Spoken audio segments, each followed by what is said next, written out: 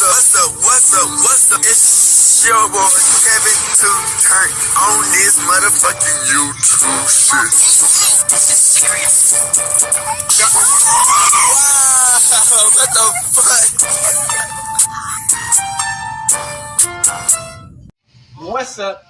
fuck? What's up? It's your boy Kevin to turn on YouTube shit. Today, motherfucking day, we are lit to me. Turn. Today, it's motherfucking day. Chillin' outside, big crip in the gang. Chillin' outside, shit, man. Free Palestine, free Congo, Russia, deal thing, and Texas stand the fuck up. Each day is a new day. Be a better version of yourself. Never let somebody bring you down. Always fight back. Never let somebody tell you who you are, but also never put yourself in a position to belong. Let's stay humble. Let's get on a revolution on this movement. Keep Yahweh first. As a black Hebrew Israelite, we out here. Alright. Boom. Today, it's motherfucking day. Chillin' outside, big crip in the gang. Chillin' outside, shit, man. Alright, gang, turn up, man. Man, do y'all think the fans are switching up and flip-flopping on Kodak Black, man? You know what I'm saying? You know, as a fan, you know, sometimes fans' attention spans can be like, what's next? Who next? What's this next? Who the next knew this? This next. Oh, one hit one of this and that. You know what I'm saying? So they always looking for something different and new to like, you know what I'm saying, draw their attention to. So it's like, I don't feel like me, as far as do I fuck with Yak? I fuck with Yak, you know what I'm saying? As his as when I be watching his music and his video, I mean, because you know what I'm saying, I stay, you know what I'm saying, pretty alert on the situation, because you know what I'm saying, at the end of the day, you know what I'm saying, I fuck with the motherfucker. But you know, certain motherfucking fans, they like switch up on nigga because of all that bullshit. But we've been looking at Kodak ups and downs and some of the delays in his situation that kind of kept him from not being able to always perform at his best. But you know, he's still killing it. So hey, we finna get into this video. Hope y'all make sure you like, subscribe, and let's get to it. Hey man, say man, we've been look at shout out to Rich. How about Fash? What the fuck? Talking about Kodak lost 83% of his audience. Hey man, we still out here, man. We finna see what they finna talk about in this video, and let's go. In 2017, Kodak Black was the hottest new rapper from Florida. He had it all: the raw talent, buzz in the streets, and chart-topping hits to put him on every fan's radar. He wasn't just buzzing on SoundCloud, he was getting cosigns from massive names like Drake.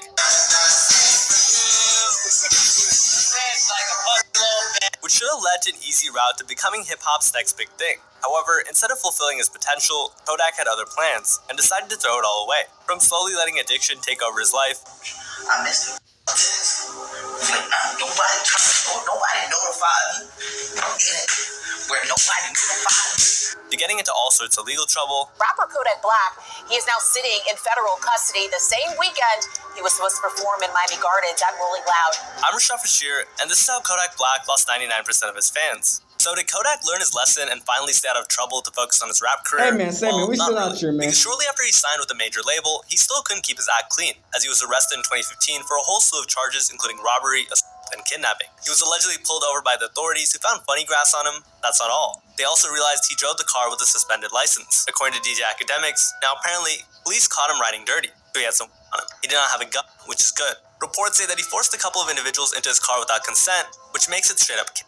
And a few days after he was arrested, he tweeted, "If I could change, I swear I would. I tried everything, but I'm just up to no good." And in true Kodak fashion, he'd be arrested a couple of months after for drug possession once again. This time, he was found with 2 pounds of marijuana. Now, getting arrested back-to-back in the span of 3 months is wild, but his next case is even more disturbing. In February of 2016, Kodak Black was arrested after allegedly essaying someone in South Carolina after a show. The victim felt that Kodak forced the victim onto the bed and then onto the room of the floor. Kodak is alleged to have forcibly removed the victim's underwear, assaulted her without her consent. This case ended with him being charged for criminal sexual misconduct. Now, surely Kodak had learned his lesson, right? I mean, he had a budding career ahead of him, he had millions of views on his music videos, and was backed by a major label. So it would be a horrible look if he kept on adding more and more charges on top of his criminal history. Well, this is Kodak Black we're talking about. So of course, 2 months after the disturbing SA case, he was arrested in South Florida once again after he was caught red-handed by the authorities partaking in a drug.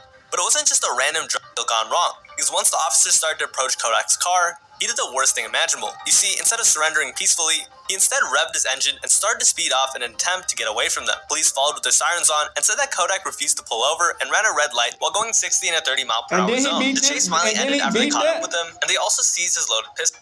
And just a month later, he faced more problems yet again. That's right, it only took him a month to face legal issues once more after he was arrested in Broward County in connection with open warrants related to his previous charges. However, these legal battles and criminal charges didn't stop him from appearing on the stacked XXL 2016 freshman class, which boosted his popularity even more, especially after he was placed in the same cipher as Lil Uzi, Denzel Curry, 21 Savage, and Lil Yachty. Fast forward to August of 2016, and Kodak Black was only given 1 year of house arrest and 5 years of probation for his long list of crimes, which is wild. 3 months later, he was extradited to South Carolina to face the disturbing sexual assault charges against him. He later posted a $100,000 bond and immediately was sent home. So, at least he was somewhat able to keep his freedom. And surely this experience would be enough to stop him from committing further crimes. And at this point, all he had to do was keep himself out of trouble and let the court run its natural course. However, in February of 2017, he chose to voluntarily violate his house arrest as he assaulted a female bartender at a club in Miami. But that wasn't the only time he broke his probation. There was an even more blatant violation caught on camera in front of hundreds of thousands of viewers. Specifically when he walked with boxer Adrian Broner to the ring before his fight.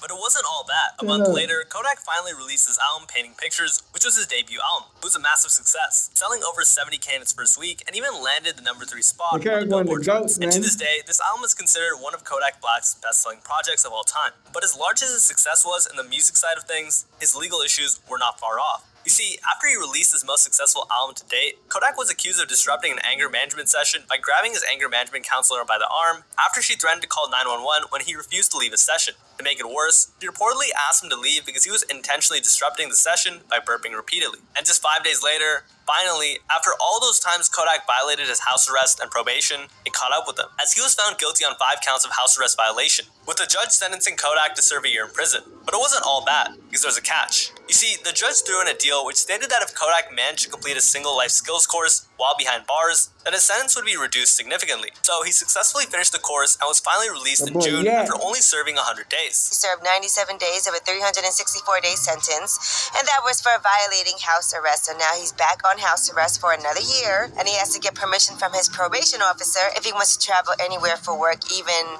when he's inside Florida.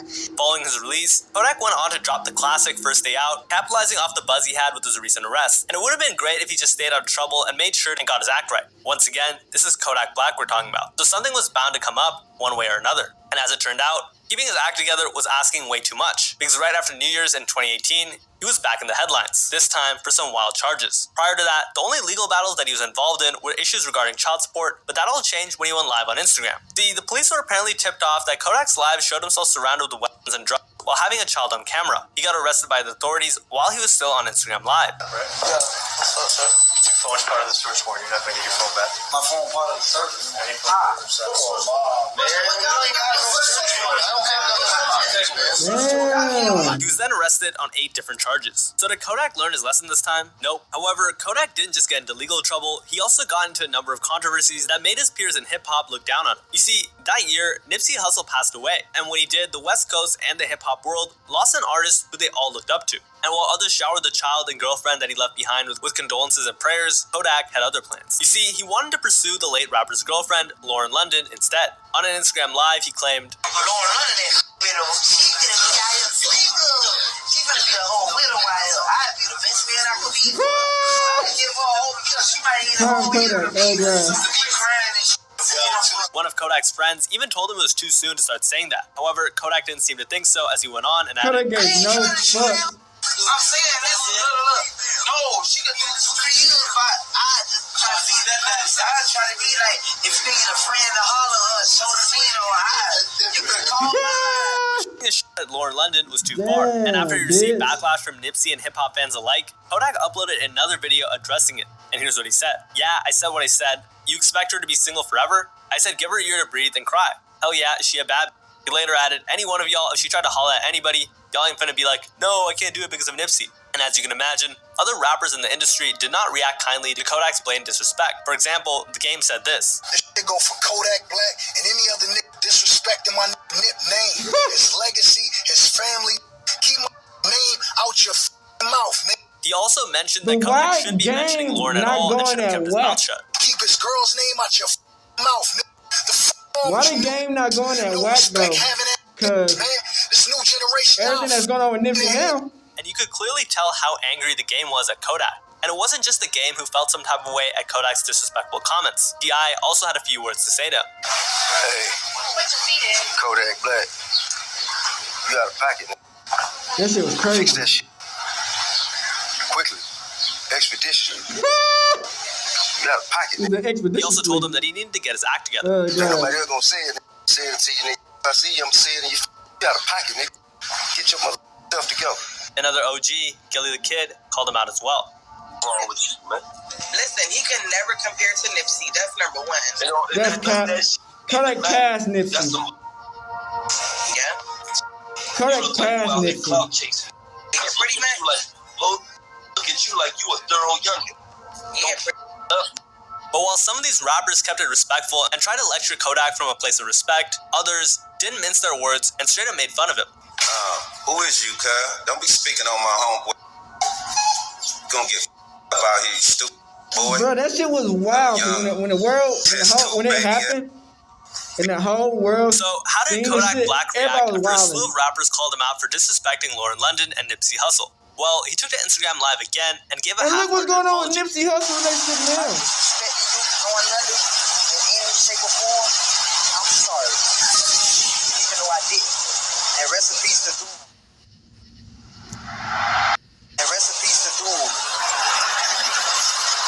Y'all already know what I said. He even revealed that Nipsey told him to do more for his community back when he was alive. I said Dude encouraged me for the community. But anyhow, my bad. He later addressed the fans and individuals that tried to use the controversy as a way to stun him on the internet by saying, For all you other people like trying to fake act like y'all little boying me on the internet or checking me on the internet, that's how you feel, bro. That's how y'all want to feel. After that, he informed them where his location was and to go talk to him if they had a problem with what he said. And I got a whole tour. Like, I'm in Georgia right now. Tomorrow I'm in Norfolk, Virginia. Like, wherever y'all see me at, if that's how y'all feel, that's how y'all feel. Don't try to little boy me on no internet. Like, oh, mother. You don't know what's up yet. Don't even fucking ask me. If I disrespected, What they talking about? in any way, even though I know I didn't, my bad. My bad. So, disrespecting a beloved rapper's girlfriend after their death is wild, and if Kodak wasn't already blackballed by other rappers beforehand, this might have been the final nail in the coffin. He was dissed by OGs like T.I. At and many this West time, Coast rappers like Yak The Game was already as well. bigger than But they Nipsey. weren't the only Nobody ones knew who the felt fuck some type of Nipsey, way, like, because the let's be majority of honest, fans music, also made let's fun of come on. Kodak for the We disrespect, knew Nipsey writing was, comments like, such as, music now I want to was see not a like- video of someone not on Kodak Yak Black around, level, as none well of as, that time. damn Kodak, you done made a lot of enemies, bro. How are you going to come back from I'll this? be But honest. fan backlash was the least of Kodak's concerns, as his comments also led to radio stations like Power 106 to stop airing his music outright. A DJ over at the station had this to say: "We stand with the family of Nipsey Hussle and are appalled by the disrespectful and poor comments made by Kodak Black. With that, Power 106 will not support Kodak's music." But when 2019 rolled around, Kodak was regaining momentum once again. However, as usual, trouble was not far behind. At this point, after repeated run-ins with the law, most fans began to question how many second chances he could possibly get. It felt inevitable that everything would eventually catch up to him, and that moment seemed to creep closer when Kodak was stopped by US border authorities. See, Kodak was supposed to perform at a gig in Boston. However, Kodak and 3 of his personnel were arrested after allegedly trying to cross the US-Canada border near Buffalo. But here's the catch. According to officials, That shit was Kodak and his wild crew in a had bitch. drugged. However, whether it was a genuine mistake or not, the reality was that he had already exited the US and was now attempting to Certified re-enter crash. through the Canadian border. But as we all know, crossing borders is very complicated, as it requires a deep inspection. hard as When they fuck. tried to re-enter the US, Kodak and his crew were subject to routine border inspections. Initially, the officers asked whether or not they And had that's anything all to after declare, the beef he which Kodak had with replied all no. that But shit. after searching the car he was driving, authorities found a and marijuana. And if that wasn't bad enough, his associates' car were also searched. Inside, authorities found 2 more loaded handguns, one of which was Nigga, described as own an it. AK style with a 30-round magazine, Damn, commonly known bitch. as a mini Draco. And of course, they also discovered. And with the discovery of drugs, the agents had no choice but to arrest Kodak and the other 3. He was taken to Niagara County Jail, where he was charged with third-degree criminal possession of a weapon and unlawful possession of marijuana. He still had loads of cash, so he quickly paid the $20,000 in bond and walked out of the facility. However, if Kodak thought he was in the clear, he was hugely mistaken. See, this arrest only placed him in the eyes of the federal authorities. Just a week after, Kodak would get into trouble again. While performing a show in Washington, D.C., the FBI raided one of Kodak's tour buses parked outside the venue. Feds out here Washington, D.C. Kodak Black. All this. The FBI Metropolitan Police searched the vehicle and found weapons and drugs once again. Kodak's entourage was detained, but Kodak himself avoided getting arrested. On the other hand, one of his reps told TMZ Kodak was 100% not arrested. He's en route to NYC for a sold-out show tomorrow night at United Palace. On the other hand, his attorney released a statement claiming that all the charges were dismissed and that Kodak had never even traveled on the bus. All of the charges related to the DC search have been dropped, with Kodak's team denying that he had ever traveled on that tour bus and denying that they had ever had knowledge of or gun. He wasn't even on the, Was that really the case? Because it feels like Kodak has been involved in similar cases for the last decade or so.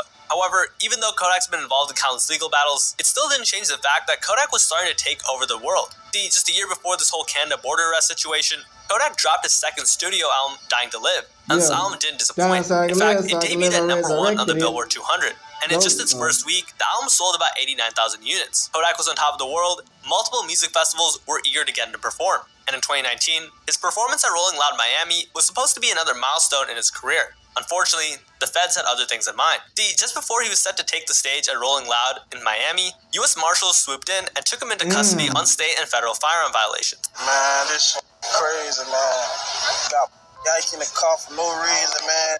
Right outside the show, man. Unfortunately for Kodak, this arrest wasn't his typical gun possession case. In fact, the case was far more complex, since the investigation showed that he allegedly lied on his paperwork when he was trying to purchase multiple guns. See, by federal law, convicted felons are not allowed to own firearms. And while I don't think any of us have forgotten that Kodak has already racked up more than a few felony convictions. But despite all of that, he still attempted to buy guns by faking information on his applications, and that was his largest mistake. See, he fully disclosed his outstanding legal cases when he bought the gun. He was asked to fill out ATF form 4473. On that form, there are 3 questions to which all the answers should be no, since answering yes to any of them would mean that the person couldn't get the gun.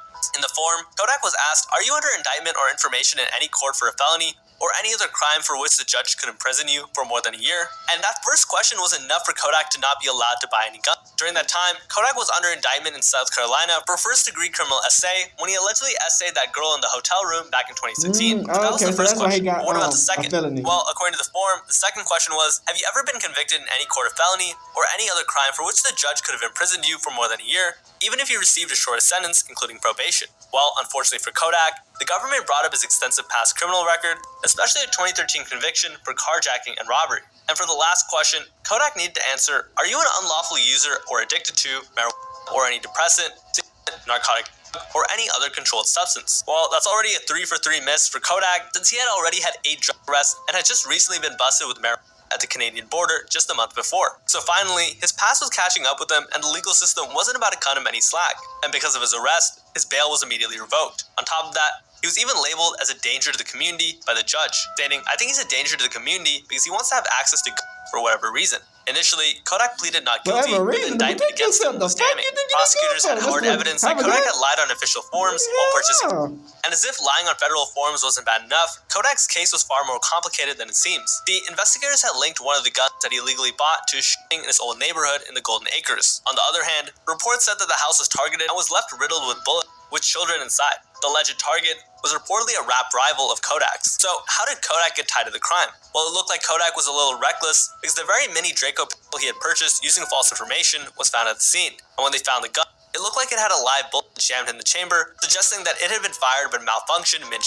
And if that wasn't bad enough, forensics made things even worse since Kodak's fingerprints were found on the weapon. And if that wasn't enough to bury him, investigators uncovered even more obvious evidence. For instance, the drive-by had been carried out using an old rented Porsche Panamera, which was later found abandoned and damaged 14 miles away from the scene. But the final nail in the coffin? Well, the car's GPS data placed Kodak at the location of the shooting, the exact time it took place. But guess what? If the forensic evidence and GPS tracking wasn't enough, the feds had another ace up their sleeve. You see, the case was so solid that they even had eyewitnesses, as people at the scene of the crime identified Kodak as one of the shooters.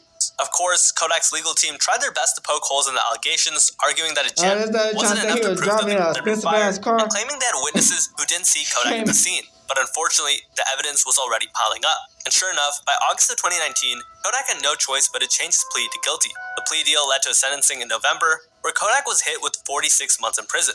A judge sentenced South Florida rapper Kodak Black to 4 years in prison on federal weapons charges. Black has been in custody in the federal detention center in Miami since May. He pled guilty in August to 2 counts of knowingly making a false and fictitious statement in order to unlawfully acquire firearms. While nearly 4 years behind bars was a heavy sentence, it could have been much worse, to be honest. Initially, the court had been considering a 96-month sentence, which was nearly double what he received and would have ended his career for good. On top of that, his sentence could have been longer because just 2 weeks before his sentencing, Kodak got into a prison fight that ended with one prison guard being hospitalized. For someone who had already faced multiple stints in jail, this time felt different, since he already had a career. And it looked like his continuous legal trouble would start to affect his music's performance, because unlike past imprisonments, where Kodak was able to maintain a steady buzz through new music releases and industry support, the hype around him was starting to fade. While locked up, Kodak managed to drop his project Built Israel, but sadly, the impact wasn't the same. As Kodak continued to get into trouble, fans weren't as engaged as they used to be, and Kodak's presence in the music industry grew quieter, as there was no denying that his reputation took a hit. Built Israel only debuted at number 42 on the Billboard 200, which was Kodak's lowest charting album at the time.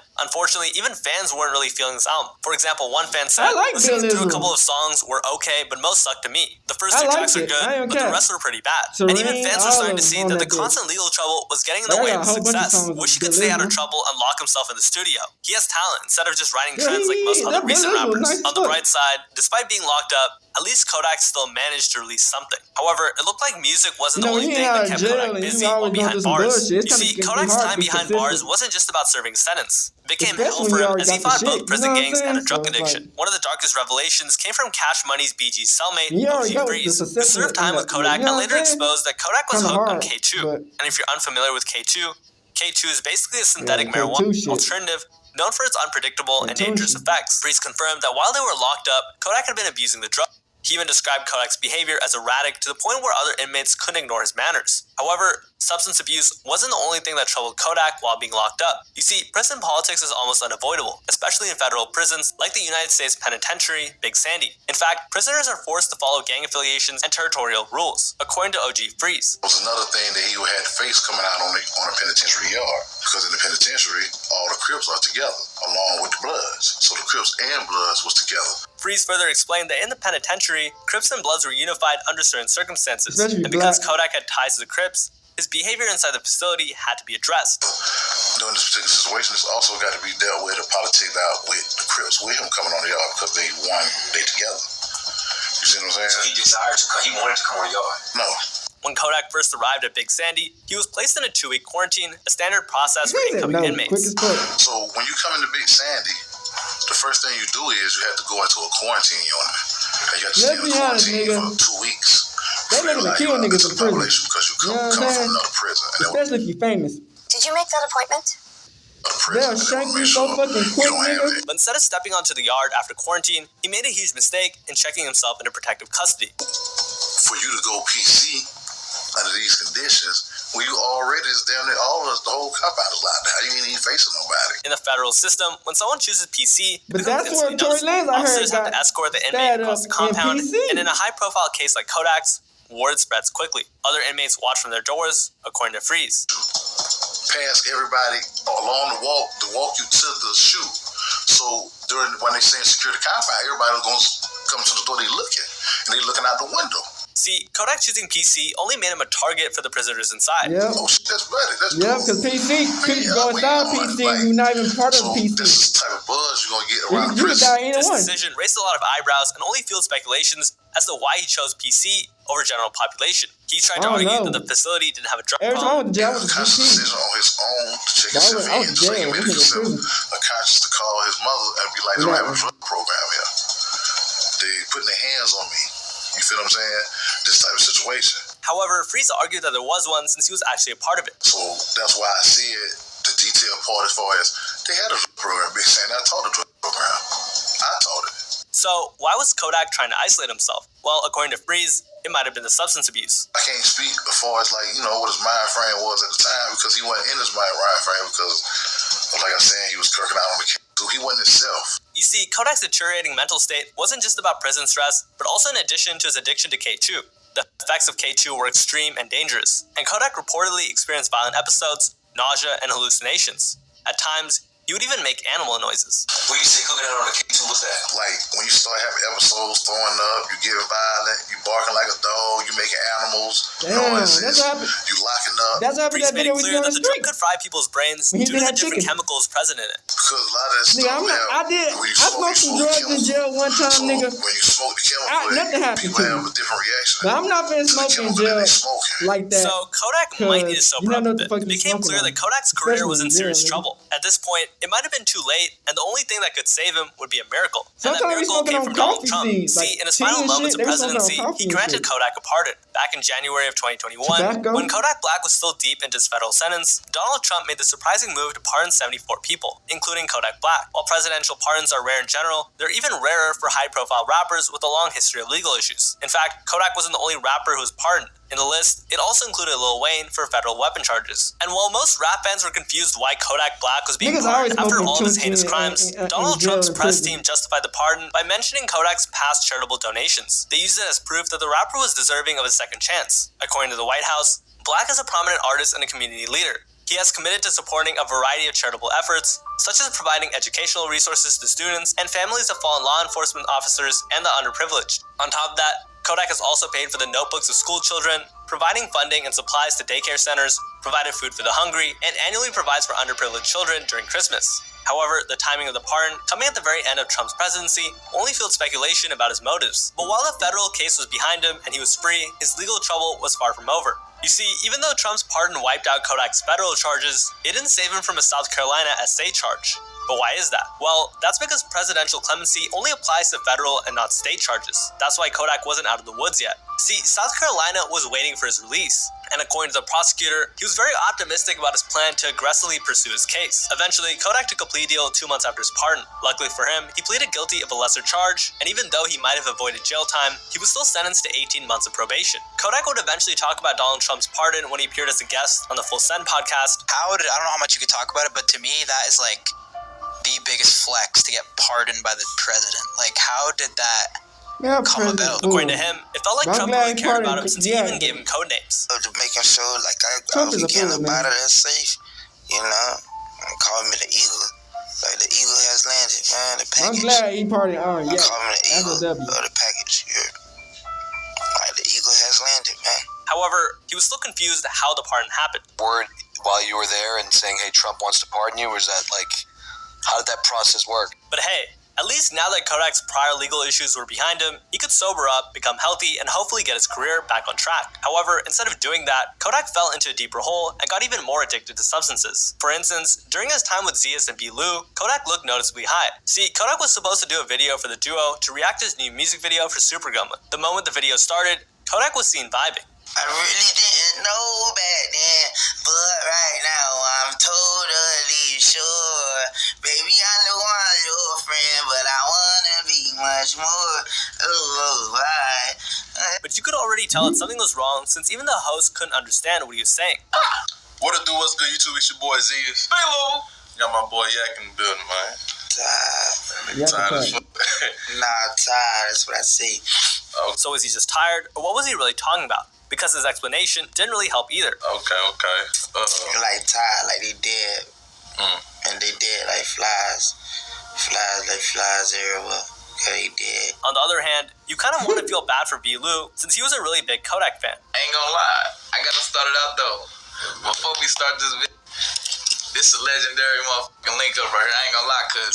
Yes, sir. I've been, like you said, I've been on your shit, bro, since I was in college, bro. But as he talked about his admiration for the rapper, you could easily see that Kodak was zoned out, with fans commenting, B. Lou speaking his heart out, and Yak is just baked out of his mind. And this man B. Lou was showing so much love, and Kodak just didn't give a fuck. So what typically happens to someone when you're not answering? It becomes really awkward quickly, right? Well, that's basically what happened right after. This is like one of them ones, like, that I like, even like been inspired, like my motivation to keep doing this shit too, you feel me? Like, to get one on her with you, like, it's like a crazy fucking feeling right now, you feel me? On me. And as both of them waited for his reply, Zias decided to turn his attention to somewhere else. But when Zias tried that, Kodak was still unable to give a straight answer. Where you shot this video at? And out the door like in days somewhere. Yeah. So as awkwardness filled the room, they decided to get on with the reaction video. About the video or the song? The song, it'd be crazy, nigga. That sample. What that sample? It's just like crazy, you know what I mean? As they reacted to the video, Kodak couldn't help admire his new song, but in a very weird way. And that bitch say, I ain't gonna lie, that bitch hit different when you play it. It's like every time you listen to that shit do something, man. He wouldn't even say the song felt like drugs when he heard it. Kind of ironic since a lot of people speculated he was high as a kite when they were shooting the video. Like that bitch got crack in it. That shit for real. Like some kind of shit, whatever that shit. I don't know, But as the video progressed, more and more unusual things were going to happen. See, when B. Lou and CS got curious about Kodak's process in making music, Kodak couldn't even think of a response. Instead, he just said, I don't know. Just made that bitch. Yeah. And that's what I was gonna say too, cause you got hella unreleased too. I was gonna ask you, like, what's like your process like? At this point, even the host couldn't deny that something was off with Kodak. You could even see Zias laughing about Kodak's weird answers. Sometimes, like, you just like freestyle most of your shit, or do you like shit? I just process for real. And that was really the summary of this video. See, throughout the reaction, it was just hard to understand what Kodak was saying most of the time. What you said? I'm trying to get this morning, some crazy shit. I'm trying to get this. And I be ripping at different media I chop. At one point, he was just tweaking, making out with himself standing up. Shit say Kodak.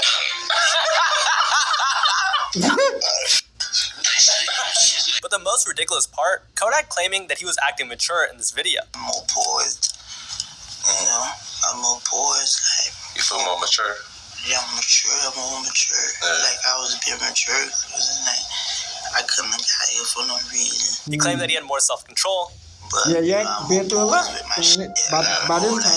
Balance more, you know what I'm saying? You know, when you're in prison for 2-3 years... Control myself, I got more self-control. And just to double down, he said that he was more patient. However, at the moment, it really felt like the opposite. I'm a little more patient. You know what I'm saying? But you know, I'm wiser, stronger, you know. But was he really speaking like someone who was ready to make changes? Because fans weren't convinced. See, comments flooded that Kodak was high and tweaking throughout the whole video. What the fuck? Bro just blinked one eye, then zoned the fuck out. You feel me? What? What's what, background?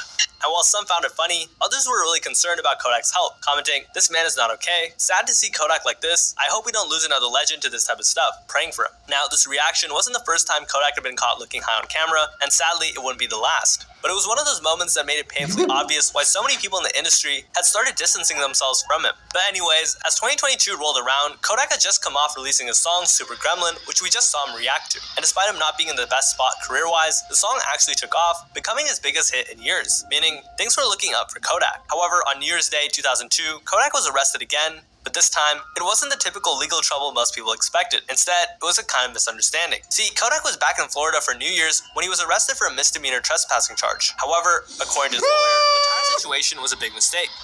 That interview was crazy. Cohen argued that Kodak had returned to his old neighborhood during the holidays just to give back to the community. And if you watch the body cam footage of his arrest, that was exactly what Kodak was trying to argue.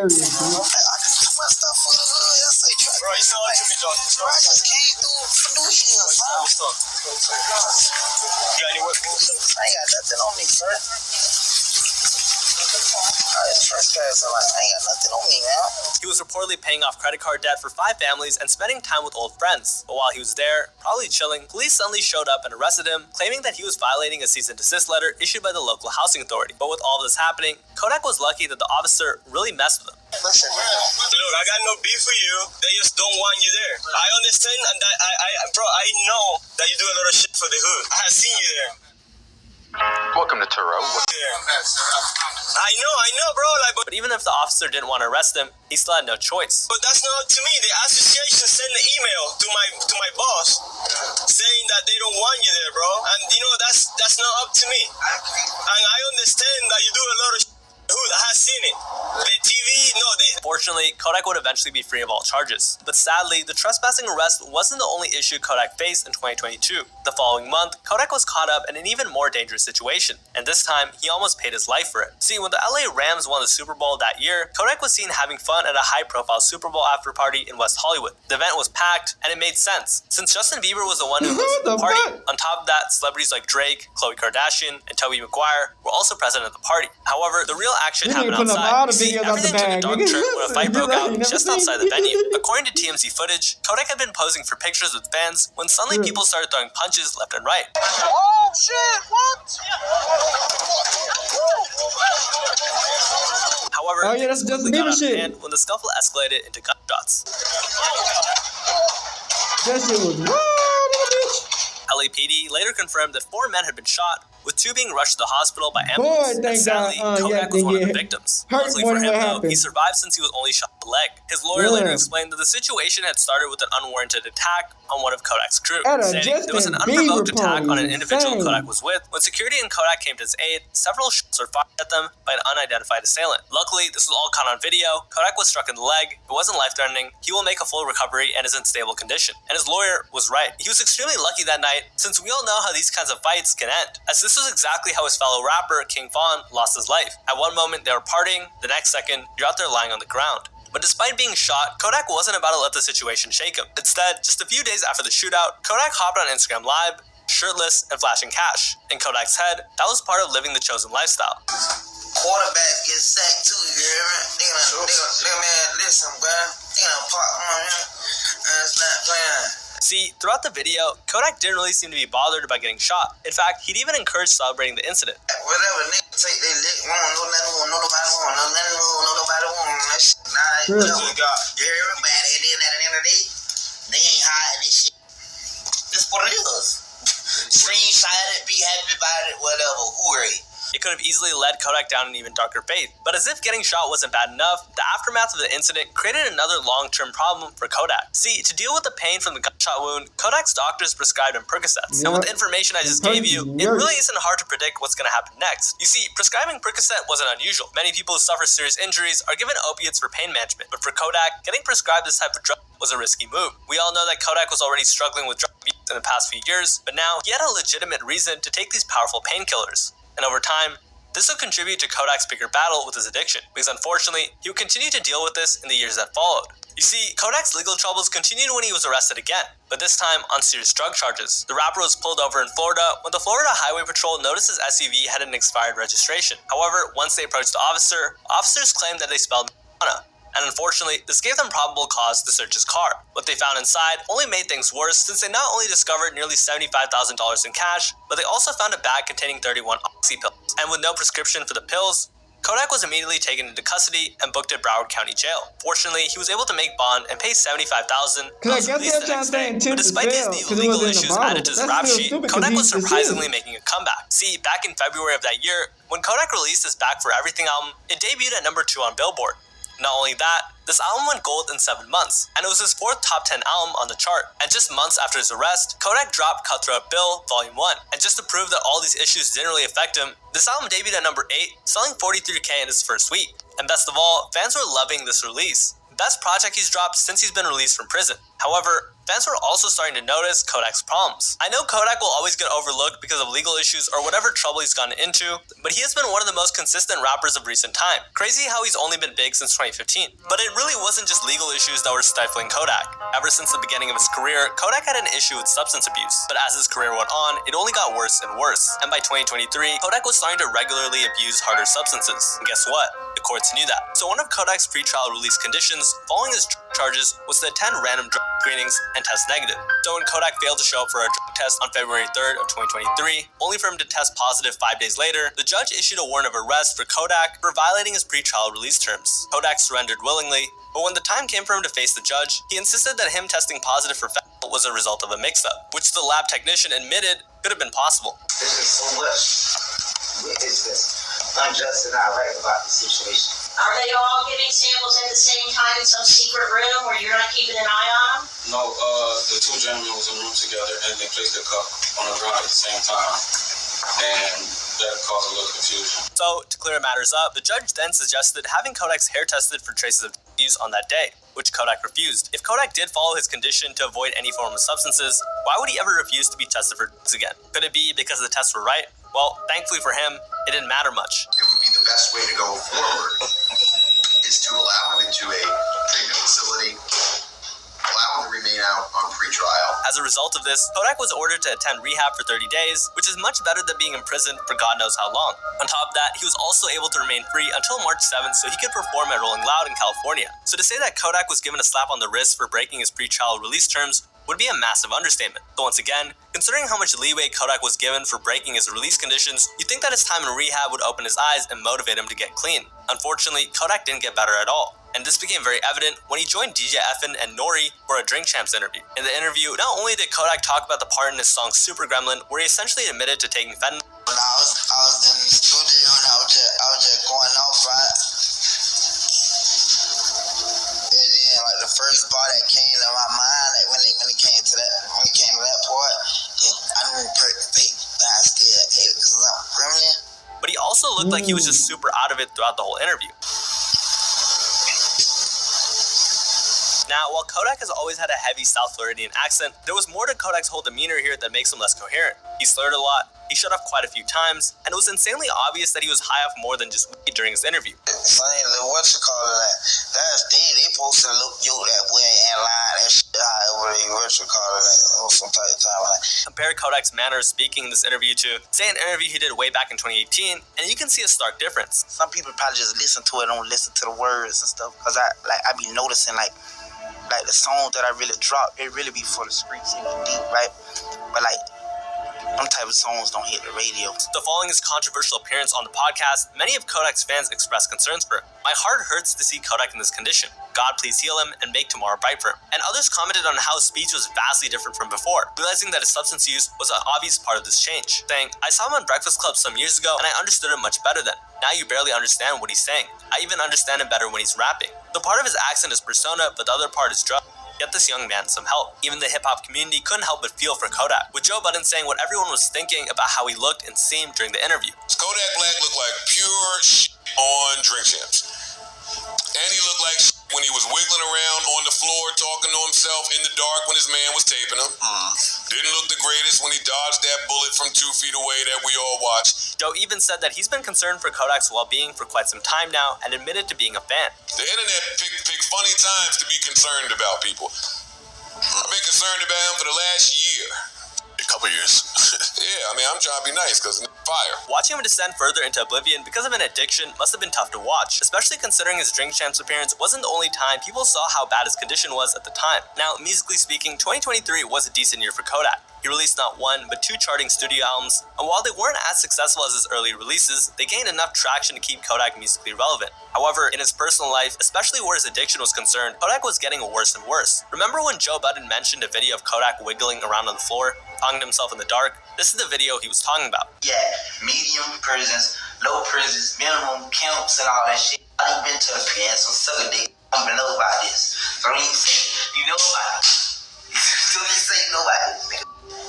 In the Instagram Live, Kodak was just yapping about one thing to another, from him being in jail, and his overall career, to his father, and his upbringing, while sitting and lying on the floor in the dark, with only the phone's camera light lighting him up. It was an insanely bizarre video that had people talking seriously about Kodak's drug habits and whether or not the rapper was too far gone. Around this time, Kodak went on another Instagram Live where he seemingly passed out in the middle of the stream, causing further concerns within his fanbase.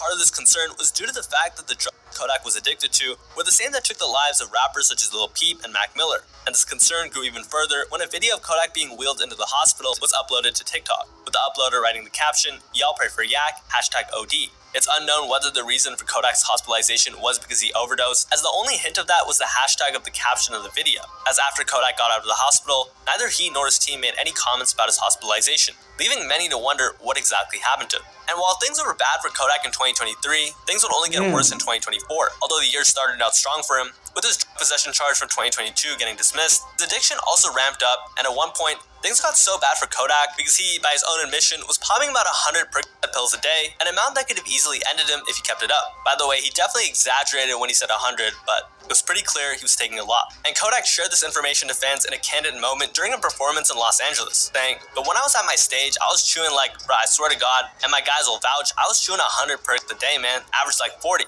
Average. I was fucking some fake shit. Bruh, I'd have been dead. Bruh, I said that. I'm explaining myself now. I don't want y'all to hear that and take that and feel that it's okay to do that. You feel me?" This statement was so crazy that it actually became an interview topic the next time he went on Adam's podcast, No Jumper, with the host asking him if he was just exaggerating or if that number was truly accurate. 100 a day sounds like a lot.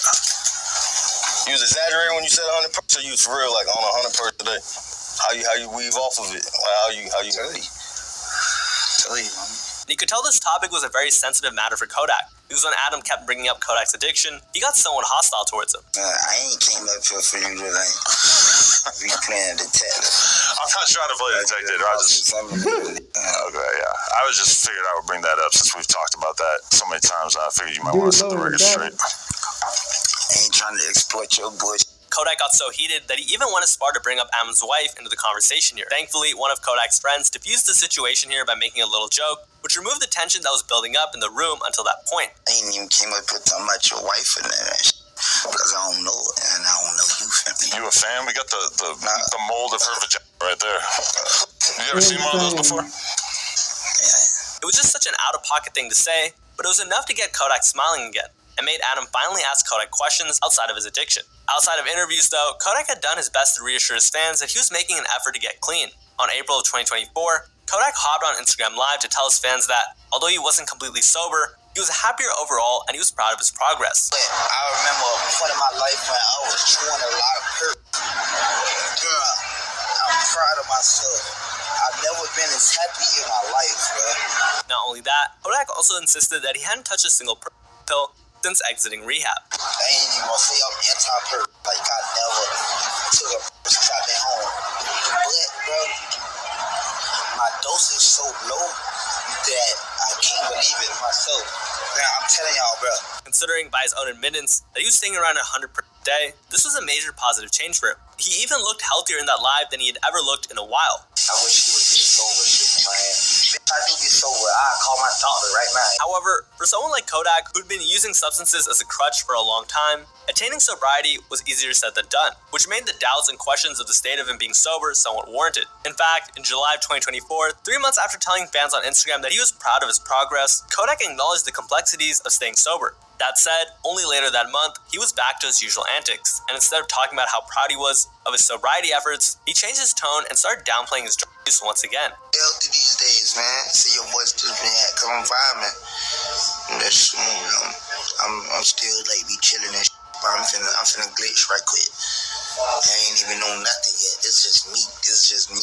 Like, y'all tripping. Not only that, Kodak also flashed his perk and swallowed it while he was on live, displaying yet again his recklessness when it came to his addiction. Talking about Kodak looks sober for once. The fact that Kodak became defensive at the end there just goes to show you that he really found it too hard to let his addiction go. Only a few months prior to this, he was talking about how he regretted rapping and popping perks on Super Gremlin. We gonna hit it, bro.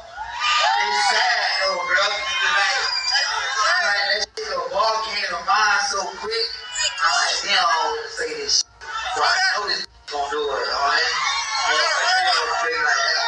Telling his fans, and then in that Instagram live, he was back to showing his fans that he was popping again while telling them they knew nothing of his situation. And then, only a few months later, Kodak would have hit what many would consider rock bottom. Because on November of 2024, Kodak hopped on Kai Cenat's stream, and while the stream was full of highs and lows, funny and both awkward moments, it also cemented the idea that Kodak truly needed help and that he was battling something he couldn't win himself. Like so many of his public appearances around this time, Kodak was obviously tweaking even before he hopped on this live. I must have felt that too, because in a very wholesome moment early on in the stream, he took the time to offer a little prayer for Kodak. Day an amazing night, and we make sure that they watch and get positively influenced to just be happy. And just name pray, amen. And you want to say?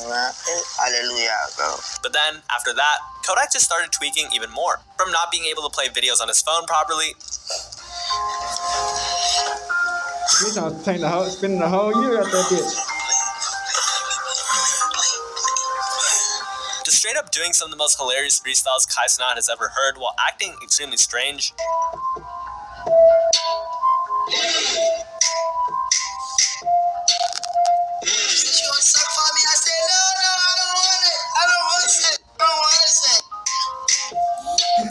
Even Kai couldn't hide his laughter here. Now, while a lot of people saw this and thought Kodak was losing it, he was actually referencing a very obscure Haitian meme here, which not a lot of people caught on. When I said no, I don't want it, I don't want it. What did she want you to do? She wanted business. He told me, I wanted business to suck for me. I say no, I don't want it. I told her, I don't want it. Yeah, I'm just waiting for the boss. So he may have been high, but his meme game was still pretty much on point, right? Yeah. Alright, not funny. However, that wasn't the most alarming part of the Kai Cenat stream, because while both Kodak and Kai were having fun listening to some music, Kodak suddenly threw a perk in the air and caught it with his mouth.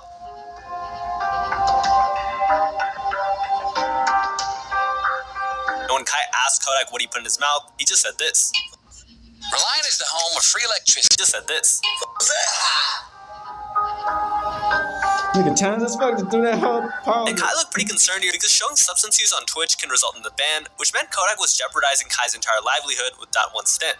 Thankfully, things ended up being fine for both Kai and Kodak, and the latter eventually left the stream after probably becoming one of Kai's most bizarre guests of all time. And while many people found Kodak's antics in the stream funny, a lot of people were also pretty concerned for him. One fan said, "We can't lose you, Kodak. We've already lost so many soldiers from drugs and violence in the music industry." And Kai's patience for Kodak throughout this whole stream was pretty crazy. There was even a point in the stream where Kodak noticed that a few people in the chat were calling him out for being a bad guest, and when Kodak started feeling bad after reading the comments, I immediately jumped in to defend him. Who don't like you? Don't plug me here, bro. Who don't like you? Chat? Yeah, everybody don't chat. Now they all saying W's. Kai even did his best to make Kodak feel better and lifted him up by pointing out that a majority of his viewers loved having him there. Look, they say they love you, look. So Kai definitely handled that as well as he could have. Unfortunately, not everyone thought so, because rapper Lil TJ criticized Kai for apparently exploiting Kodak's hardships. He took to his Instagram to post a screenshot of Kai's infamous stream with Kodak while writing the caption, "I fake hate this kid and Aiden, the biggest dick riders in life," mentioning Aiden Ross, another streamer who consistently features rappers in his streams. Now, while Kodak's stream was definitely controversial, it definitely wasn't fair to pin this on Kai. However, Lil TJ still had more to say about how streamers have been treating rappers like Kodak recently. Everybody, they only top notch because they using culture vulture. Stop looking at Yak like he's a weirdo. No, sometimes that's how rappers act. In our society, that's how we act. That's how we get. We're different from the one lane where hood and make they bread. And while TJ uploaded this video while addressing Aiden, he was referring to streamers in general here who brought on rappers to their streams, which Kai realized included him, prompting him to make this response. Huh? I wasn't looking at Yak like he was a weirdo, nigga. I was genuinely confused, nigga. What the f? And with all that said though, Kodak also talked about what happened after his controversial appearance on Kai's platform, explaining that people were just overreacting. Y'all be on all type of shit. Y'all be on shrooms, acid, all type of stupid. They really do. But I take one perk, and y'all be so close. He also attacked the very same fans who were concerned for his well-being by calling them all kinds of stuff. Everybody else who be coming like on that comment, they ain't got no motion. They broke, they hurt, they sit on it, or they trying to come into a life some kind of way. I'm trying to like look, even type of little shit. Oh yeah, I could come in that way. Oh, I think you need help. Oh look, bro, I'm trying to like get in. So seeing that Kodak was responding in this way, it was clear that he didn't have any problem with his behavior or his condition, which made it even worse because his denial was preventing him from seeing how bad his situation really was. And it's possible that one of the reasons why Kodak was so unaware of the seriousness of his condition, or at least was in denial of it, was because he lacked proper guidance and mentorship, which is why when Kodak was a guest on Gilly and Wallow's $1 Million Worth of Game, the pair wasted no time imparting some very much needed words of wisdom and encouragement to the young, struggling Kodak. After listening to Kodak talk about how much he cares for his family and his community, Wallow started reminding Kodak that he shouldn't only take care of himself for himself, but also because he had kids to look after. I don't think the fans switched up on him, but I think they be wishy-washy. A lot of these fans be fake and wishy-washy. Don't ever doubt yourself, and you got them babies counting on you. And even reminded him how much his kids needed him. Live. And I'm telling you that because you see that love, that lady girl, you see how you light up when I talk about your babies? Live. These people want to laugh, they want to joke, they want to criticize. They don't know your pain, I don't know your pain. But I know one thing, them babies counting on you. Your family counting on you. And as beautiful as this moment was, and as much as it looked like Kodak was listening to Wallow intently, the unfortunate thing was that this didn't really change Kodak at all. because in February of 2025, Kodak once again stirred a frenzy online. While his fans were treated with a little bit of Kodak content with the release of the Cybertruck music video, as well as the release of 2 tracks called Cluck and Single Again, there wasn't much else to cheer for him this year. And in what was Kodak's most alarming moment yet, Kodak was recorded sitting in the middle of the road, eating chicken, looking completely out of it. Free advertisement, you over there recording the wrong thing. Take a seat next to him, take a seat next to him. Enjoy that food, take a seat next to him, brother. That chicken is good in the bitch. Those who swarmed him, instead of helping him out, just watched him, made fun of him, and treated him like a jester. Now, Kodak has had a lot of controversial moments in the past in regard to his substance addiction, but this was perhaps the most concerning moment. And when this clip went viral, a lot of fans called for support, asking for others to help him. This is sad, bro. Drugs are taking him. He needs people around him who care. Others, though, weren't so empathetic towards him. I wouldn't be surprised to see Kodak in front of a liquor store in 10 years begging for change. There's no point in helping him at this point. Trust, I've seen this. And this entire situation was so bad for Kodak that he even caught the attention of Kanye West. Now, while Kanye is undeniably one of the most controversial figures in hip-hop today, if not of all time, him showing love to Kodak was probably one of the nicest things he's done in recent memory. After seeing Kodak state, as someone who struggles with addiction himself, Kanye voiced out his concerns for Kodak, even saying he was going to make the effort to fly to Kodak himself. Okay, so I thought Kodak was in Miami. I see he's in Atlanta. So I'm getting a flight down to Atlanta right now. He urged other rappers in Atlanta to get to Kodak and get him some help. Anybody that's already down in Atlanta that knows him and knows anything about him, I know I said rappers and all that, but right now, I need y'all, man, to like really go and do something. Like we can't. That's not fuck with Kanye, because Kanye is a real nigga, bro. I'm expressing myself. At the end of the day, they can say whatever. So what did Kodak have to say about all this? Well, as usual, he wasn't too thankful. Kanye a real one. He's a real nigga, bro. Cause like I'm some whole other shit. Kinda like Kanye the only tell did it, cause he know he. Not only did Kodak decide. Not so fast. Not only did Kodak decide to bring up Kanye's connections with Diddy, while Diddy was in the middle of an ongoing legal case, he also suggested that he was open to collaborating with Kanye so that he can make more money. So I'm pretty sure the feds will probably like seize all that boy accounts and all this shit. That's like Kanye just did some real shit. Like, you know what, I'm like, do a collab with you so bro can get some money and shit.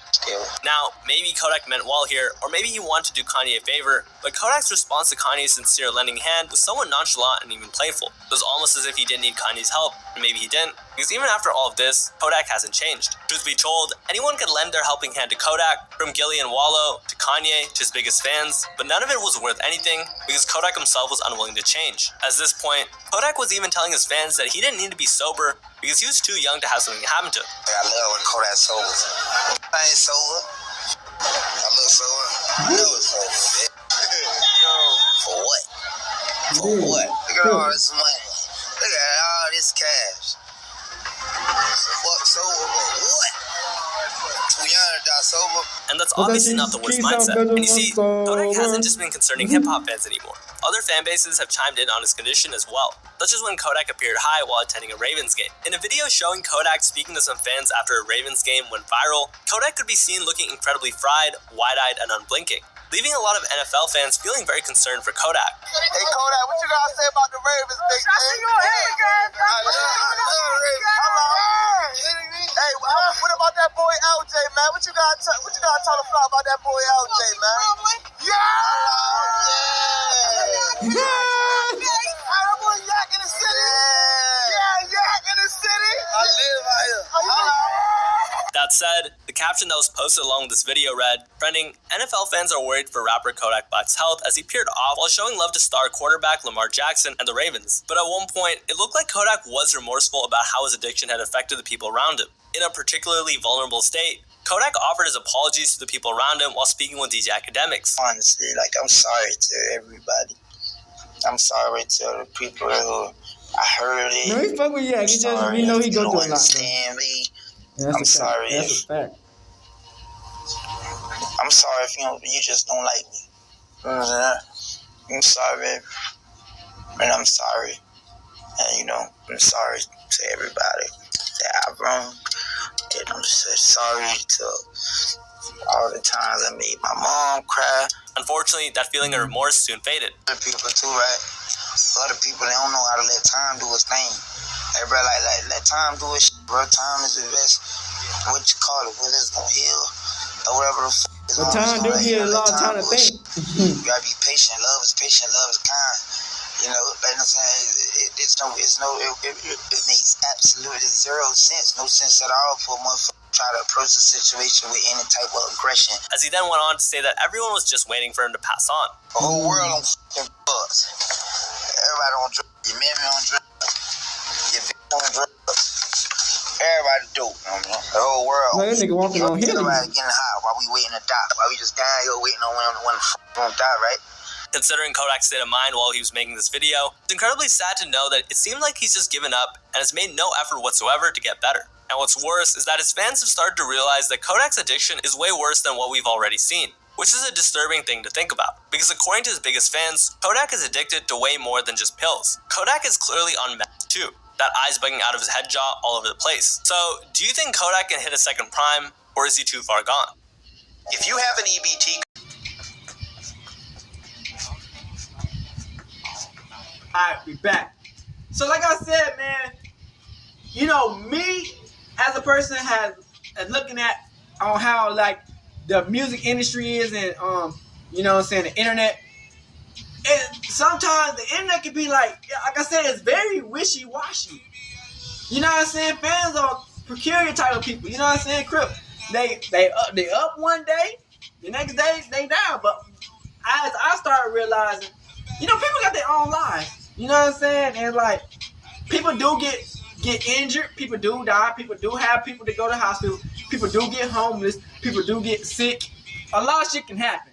So I try not to like let a lot of that shit like worry. You know what I'm saying? In general, you know what I'm saying? When shit like that, because you know what I'm saying? People always, you know, the fans go through things through. You know what I'm saying? As a, you know, fans.